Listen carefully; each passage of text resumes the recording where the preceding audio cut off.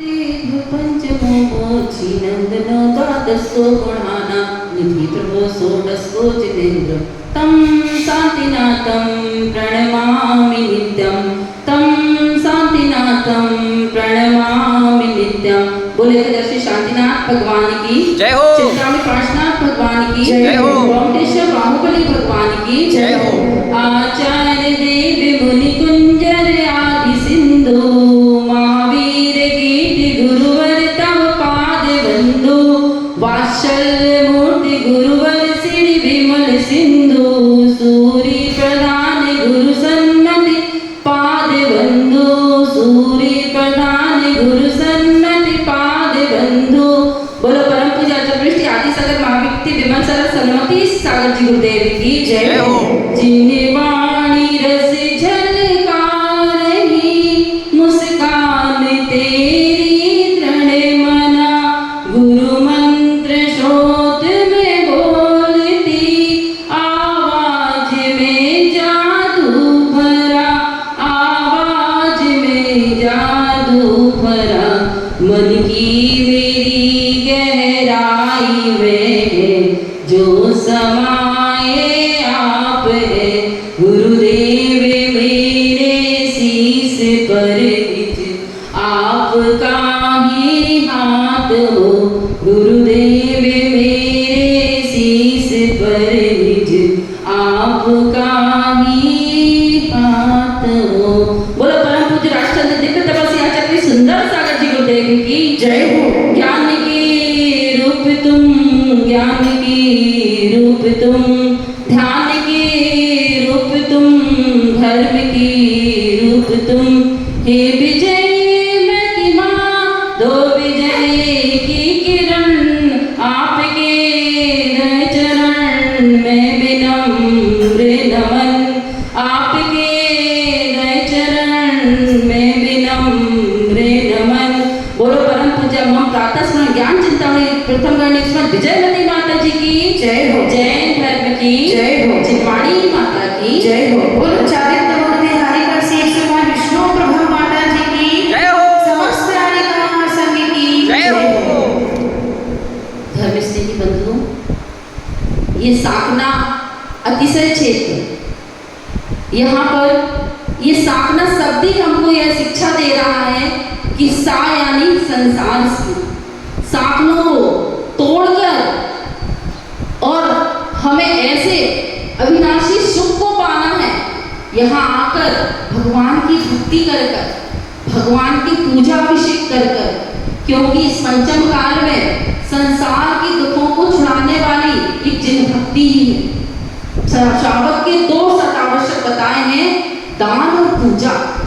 तो दान तो आप जब करेंगे जब आपके नगर में या गांव में या शहर में कोई साधु परमेष्ठी आएंगे, तभी आप दान कर सकते हो, आहार दान दे सकते हो। दान में आहार दान सबसे प्रमुख दान है।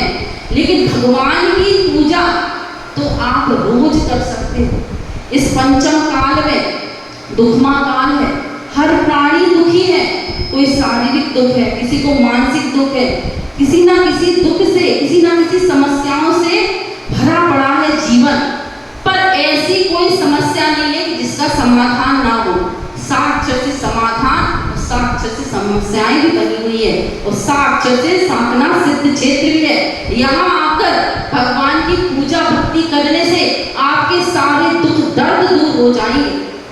मैं अपने जीवन का चमत्कार बता रही हूँ कि जब मैं क्षेत्र पर आने का मेरा मन हुआ, यहाँ पास में, वहां से कहाँ छान से शाम को 5 बजे इतनी तेज धूप के मन में हुआ कि नहीं जाना। फिर प्रार्थना की भगवान से कि हे साधना वाले बाबा, अगर आपको अपने दरबार में मुझे अभी बुलाना है तो मौसम अनुकूल करना पड़ेगा, ठंडक कर दो। तो 10 मिनट पहले ही मैंने ऐसी भावना भाई ऐसी प्रार्थना की और 5:15 बजे इतनी तेज बारिश हुई, आंधी तूफान से इतनी अच्छी बारिश हुई कि पूरा मौसम ठंडा ठंडा हो गया, पूरा सुहाना हो गया और हम फटाफट भगवान के दर्शन करने के लिए आ गए। ये चमत्कार इतनी दूर बैठ के ही भगवान ने हमको दिखा दिया। तो जो भगवान के निकट आएगा, उनके पूजा अभिषेक करेगा, इस क्षेत्र पर आएगा, तो उसके दुख दर्द क्यों नहीं होंगे दूर।